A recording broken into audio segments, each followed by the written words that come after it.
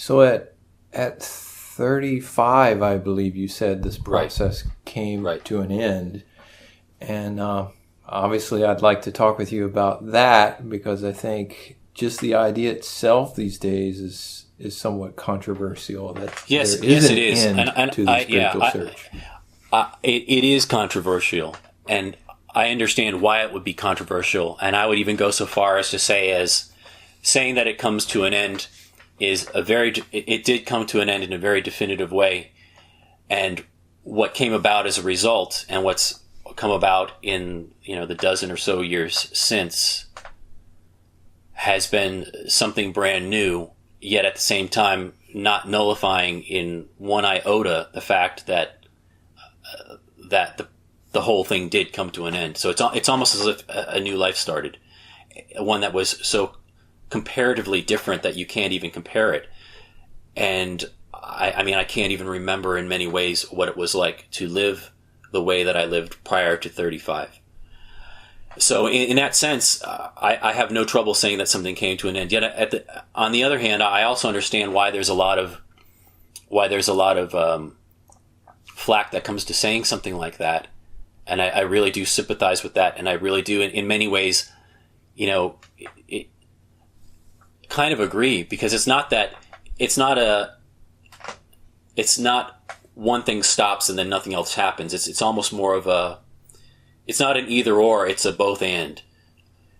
The life that I knew and the way in which life was lived completely stopped in the manner in which it had happened for those previous 35 years. But at the same time, what happened as a result and after the fact, it was seen directly to have been what was going on the entire time to start with. So what stopped was the thing that was, if you can call it this, false about that whole process. What was real and what continues to go on didn't need to stop because it was already in place. It just wasn't being seen through all the dreck of personality, of identification. And so what stopped was certainly a door closing. But what was seen, because that door closed, continues, and it continues to bloom and foster insight and foster just a view of this world that's magnificent. And when I say magnificent, I'm saying that in as non-judgmental a way as I can. In other words, someone hears magnificent and they might say, well, what about this side of the world where horrible things are happening? Or what about this other side of the world where terrible things are happening? How can you say that's magnificent? And the way and the reason I can say that is because something stopped at age 35 that could be able to judge anything in that manner of good, bad, or indifferent ever again in the way it was done prior. So magnificent to me means perfect. Regardless of the content of what somebody might describe as wonderful or terrible, taking into account that everybody has completely different definitions for what they take to be wonderful or terrible, the part of whatever this body-mind organism was that was capable of doing that and believing that, that's what came to an end. And it did come to an end when I was 35. It was a process that had been building up really for all of those years after the Dark Night ended, but with, I would say, about 6 to 8 months ahead of the actual time when this started. It started on September 18th, 2005, and it came to a halt on September 22nd, 2005. There was a 3-day span, really, and then there was sort of 2 days of just having an assimilation is the best way that I can put it. But prior to that, the spring of 2005, there had really been a buildup. It was a visceral buildup. I had always had very distinct visual cues, very distinct energy cues. Things had been happening that I just took to be nervous system elements, but they've been going on in the background for the majority of this process, just very subtly. And those items started to get more and more pronounced as the years went on. My sight was different. The way in which I took in visual data was different. The way in which I took in sensory data, like with hearing, was different. And it was different tangibly, but it was also different in the way it was being seen. That sense of separation was being rubbed away, is a way that I would put it now. And so in the 6 months building up to the actual culmination, there was a heightening of that. The sensory cues got very, very strong. And I wouldn't even say this wasn't a mystical thing at all. This wasn't a peak experience or something that came and went. This became a permanent part to this day. I mean, I'm looking out right now at my room as I'm speaking to you, and I'm seeing the world the way that I've seen it since I was 35, in a way that I certainly didn't see it prior. And it's not just, well, I see there's no separation, but in a very real way, I see that there's no separation. And there are little hints and cues that come up in sight that sort of play off of that. So all of that started to boil for those final 6 months. And then it's very difficult to sort of talk and convey the final portion. And I'm probably going to steer a little bit away from that, if only not because it's difficult to discuss, but even within the broad context of what we're talking about here. One of the things that I've noticed, and I myself am guilty of this, is there is a heavy draw when it comes to seeking and to looking into information about people and experiences, to really take on a collecting mindset and a comparative mindset of, well, this happened to this person. Is this how it's going to happen for me? Or this entity that I believe to be me, if I'm going to be non-dually correct here. And what I've seen happen time and time again as I speak to people is that some of those beliefs or some of those stories that they take on and research become blocks. What happened in my case, is not going to be what happens in anybody else's case. There might be a similar trajectory. In fact, I know that there can be a similar trajectory because, without getting too much into it, there is such a thing as transmission. But even in the case of transmission, it still takes on the flavor, as reflective as that flavor is of the transmitter. It still takes on the flavor of the life of the character that's being transmitted to. So even in that case, it's still something that you don't want to decide in advance how you think something is going to come about, or what an experience is going to be like, or even what something like, this horrible term, enlightenment or truth realization might be like, or what non-duality might be like. On the one hand, it's fantastic to do that in a way of inquiry, if you're using it with an open mind, of how to pull apart your own presuppositions. But more often than not, there's not a lot of discipline that goes into that. Instead, people just start collecting the stories. And I found that happening in my own case. And what I found happening as well as I started working with people is, even working with them very, very closely, is they started putting up blocks. They started blocking their own view by trying to see it through my view.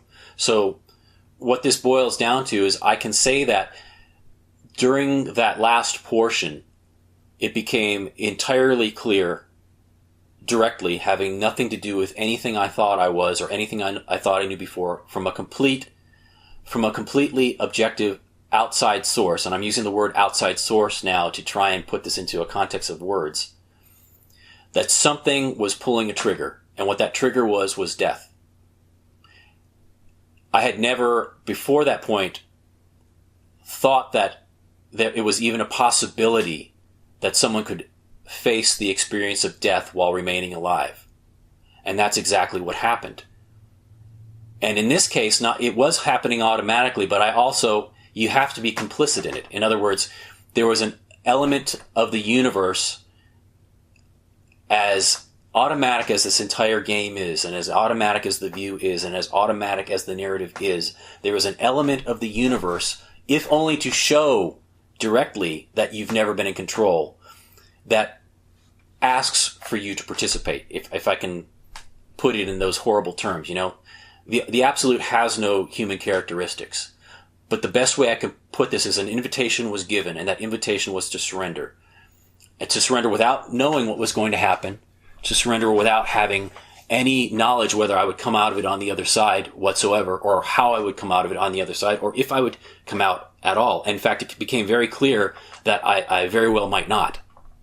And I don't just mean that in terms of there won't be a quote-unquote I left. I mean that literally. It was a visceral, intense thing that was lived through.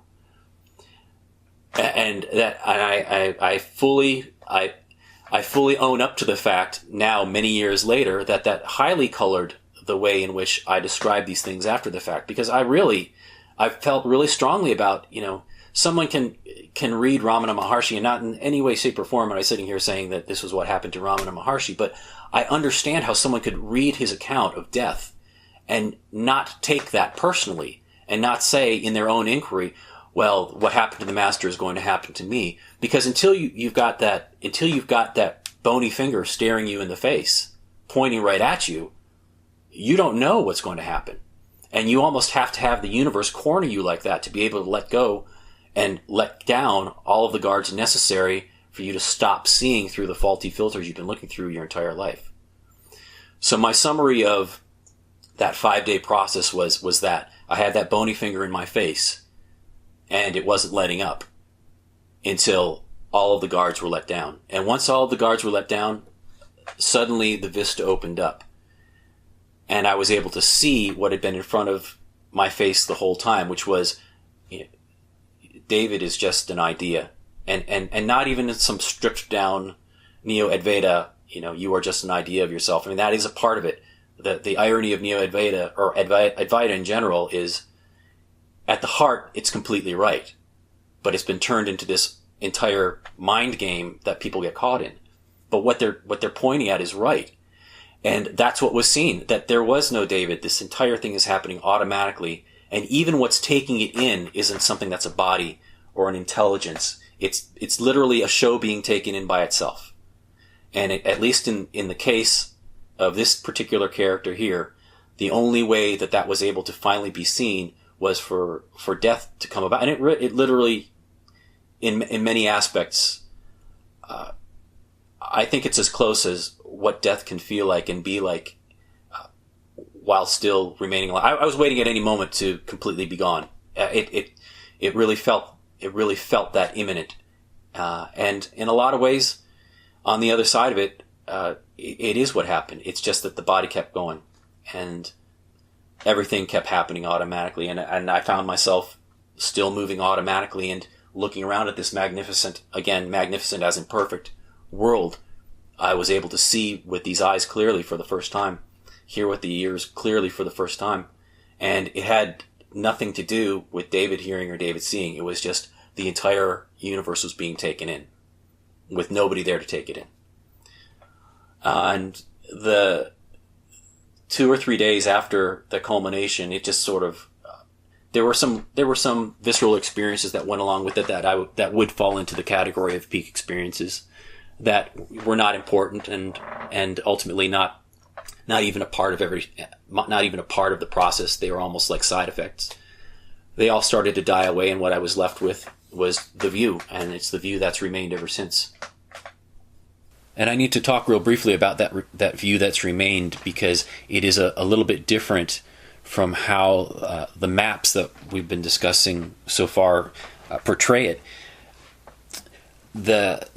These maps tend to end at what's called the unitive state, a union with God, a complete non-separation, and not as a, I just said there were some peak experiences in the last couple of days prior to this coming to a conclusion, but one of those peak experiences wasn't unity in the way that I have since then researched and looked into what a unity conscious experience is typically defined as, which is something that's temporary and that is not lasting, and that people tend to crave very heavily as the story of the person really kicks in, and they want to be a person in union again, and they're wanting these the feelings associated with that. It's very much based in the story and very much based on the character itself.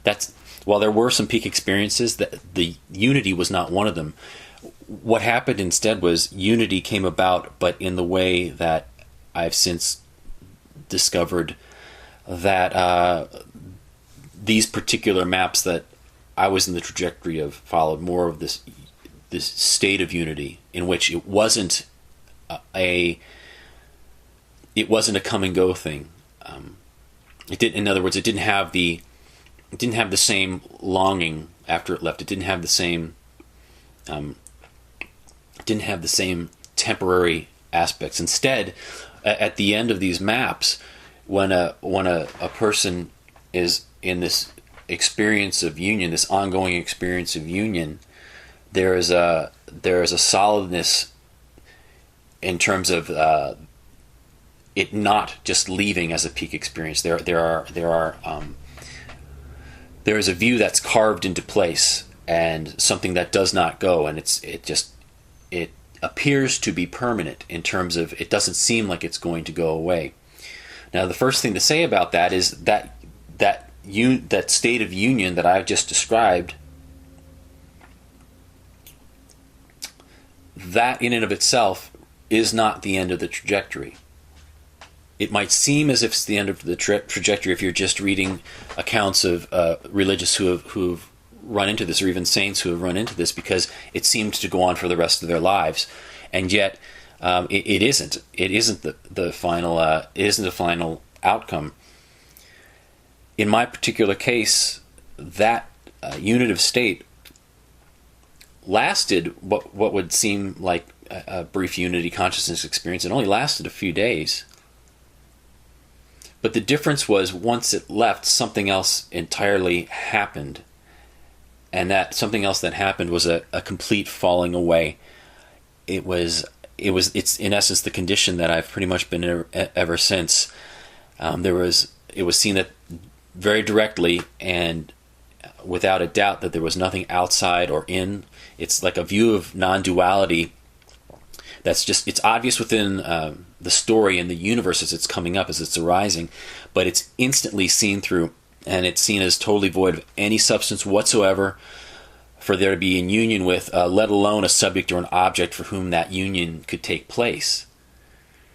And there's a stamp to that, even with all of that falling away, even though it's seen completely through, inside and outside, it's still seen moment by moment how in the story that union is the case.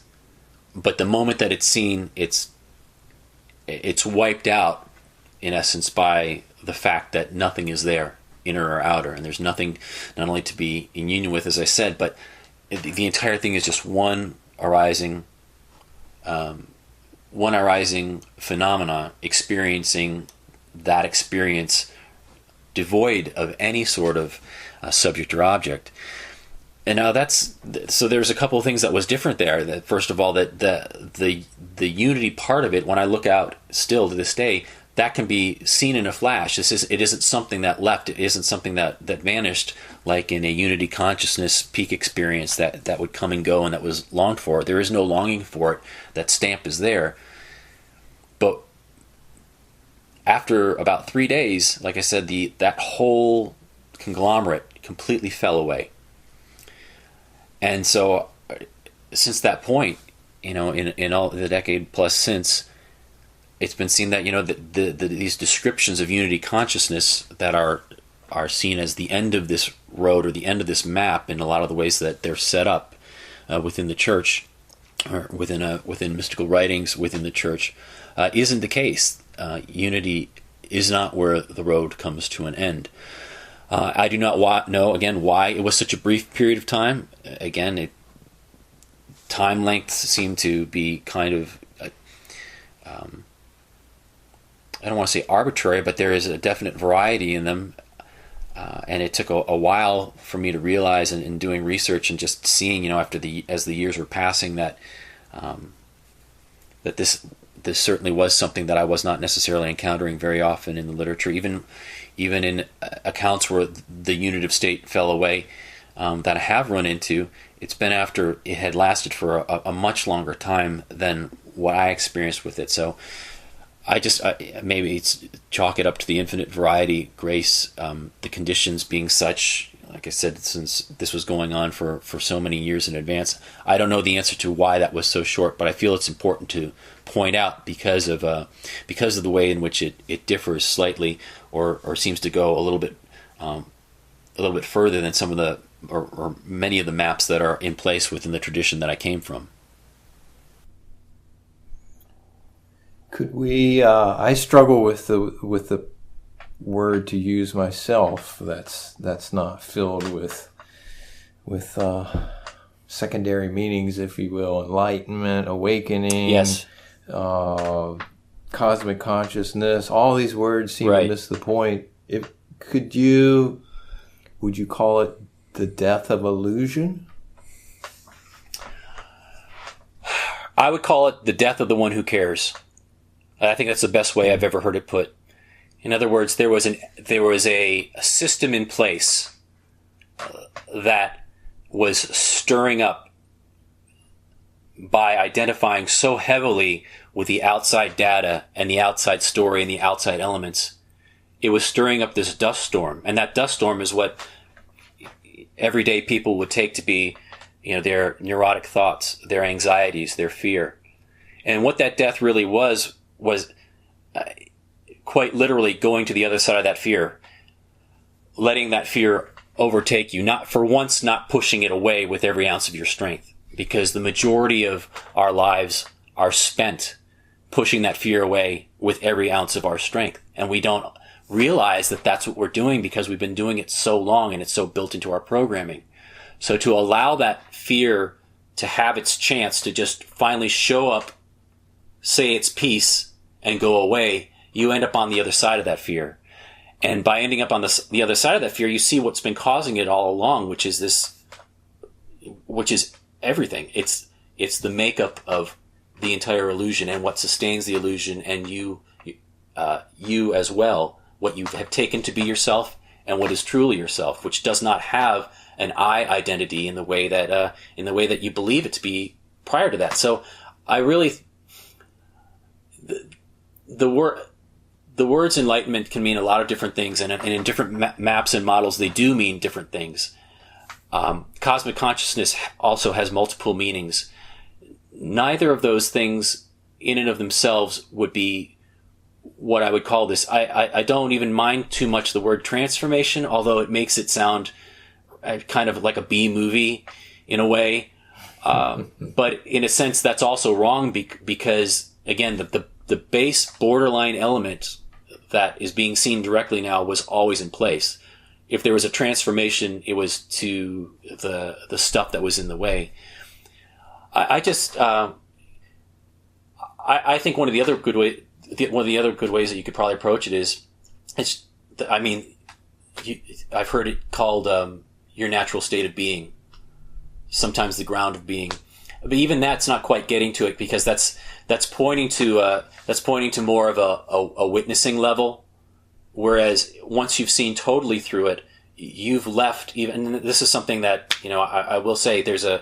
One of the things that happened in this 5-day span was there was a point at which that death process happened and the fear was seen through, and the view came into view. I was able to see the world. But about 3 days after the fact, there was the whole story was left. There was a period in which the entire story just got left behind, and I mean that now literally. It's like I wasn't in the room anymore. The body wasn't in the room. Not even the body remained in the room, but what was taking the body was taking itself in to such a degree that the world might as well have not even been there. Now, that had been the case during the death experience as well, but it took a few days before that was really able to well up, and attention was able to take attention in to such a degree that it was seen that, wait a minute, the witness isn't the end of the line. And that's another big controversy, I think. I don't know, maybe controversy is not the right word, but so much stress is placed on witnessing in terms of a goal for a spiritual practice or inquiry, and rightly so. It is a huge milestone, and it is definitely something that helps you dislodge from your preconceived notions of who you are and how you work. But witnessing is not the last step. There is something, or rather nothing, that supports that witnessing. There has to come a time where even the witnessing falls away and is seen as itself one of the elements that's coming up on the screen. If that doesn't happen, you're not able to take in directly that this is totally a moving target show, because there's always going to be an element in there thinking, well, a big I is seeing little I, or big self is seeing little self, and that's just not the case. It undercuts even that. So ground of being wouldn't ultimately work probably. I've never found a real satisfactory. I'm not too indifferent to the term truth realization, but that has its own baggage as well. I don't know. I'm right there with you. I don't know what to call it. Right. Well, somewhat related to that, what would be the top 2 or 3 misconceptions that you think people have about truth realization? The first would be completely behavioral. And this is one of the blocks and one of the reasons why I don't go into too much detail about the story, because there have been so many models out there that state that it almost approaches this, maybe not strictly from, but very heavily leaning toward a behavioral model of how a person, or what is left behind, the person left behind, is supposed to act after the fact. And this can be something as pertinent as morally act, or it can be something as surface level as actual behaviors in the world, ways of speaking, ways of acting, ways of interacting. That's a huge block, because what that's doing is, number one, it's not realistic. It simply isn't the case that someone who has encountered this is going to behave in a certain set of ways by the book every single time, character after character after character. But even more importantly, in terms of their own inquiry and their own work on their path, it's setting up a false idol. And in setting up that false idol, it's giving them one more thing to not look at about themselves. Most specifically, what it is, or where it is that they got that idea from, and the very fact that they should be deconstructing that idea in and of itself. If it's not something that you know directly, you don't know it at all. And so when something is taken on faith, as a guideline to start someone out, I can understand, but everybody needs, and anybody who's serious about inquiry needs to be going after any idea that has been placed in their mind, whether it be about where they came from, how the universe works, or what enlightenment actually means. In fact, that's one of the very first things that should be looked at and challenged. Truth realization, whatever you want to call it, where is that coming from? Where have they heard that from? And more importantly, what might their ideas or projections upon that be keeping them from seeing about themselves and their own patterns? Namely, that maybe that they are very drawn to projecting in that way, projecting behaviors onto people or onto authority figures, things such as that. So that would be really the biggest one in terms of how it has an impact that out there in the world. As you read these different texts, you get all kinds of different behavioral aspects that this sage say should happen, or this teacher say should be a part of it. That's a big deal, because it's not giving somebody the opportunity to, as the second part of your question, really try to define that for themselves by looking at their own presuppositions, by looking at their own ideas, their own mental input. And it's I don't want to say something like it's lazy, but it can turn into very lazy behavior. It can turn into, my guru says it's this way, so that's the way that it should be. My beloved sacred text says that it's this way, so this is the way it's going to be. That's 100% going to keep you short of a lightning strike in the universe opening up in front of you. That's going to keep you from doing being open to the kind of inquiry and the kind of dismantling that would be able to show you directly what's going on.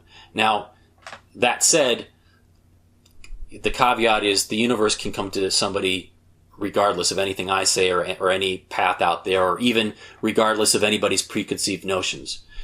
But by having those in place and not challenging them, and in fact, probably the biggest problem with it is not only are they not challenged, they're really held on high as ideals.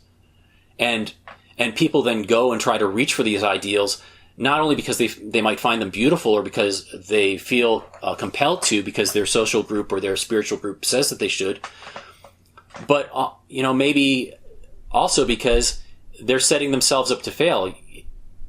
they might be on this trajectory in the first place, as I find many people are, because they've encountered pain, or they've encountered difficulty, they've encountered a lack they feel within, and they feel that they want that lack to stop, but they don't know how to go about doing this. And so when they see an ideal placed up on high that, well, this is what life is like after enlightenment, they're like, well, okay, I'm going to reach for this. And by doing that, by reaching for that ideal, they're almost setting themselves up for failure in certain ways, certain key ways. Not only will they maybe not do the inquiry upon themselves, not only may they not look deeper into what caused them to get on this path in the first place, their own pain or where that energy is coming from, but it's almost a wish fulfillment. It's almost putting a person in a position where they're idealizing or imagining a life for themselves or conditions that they want for themselves to such a degree that they're totally ignoring their own life right in front of them as it's passing by.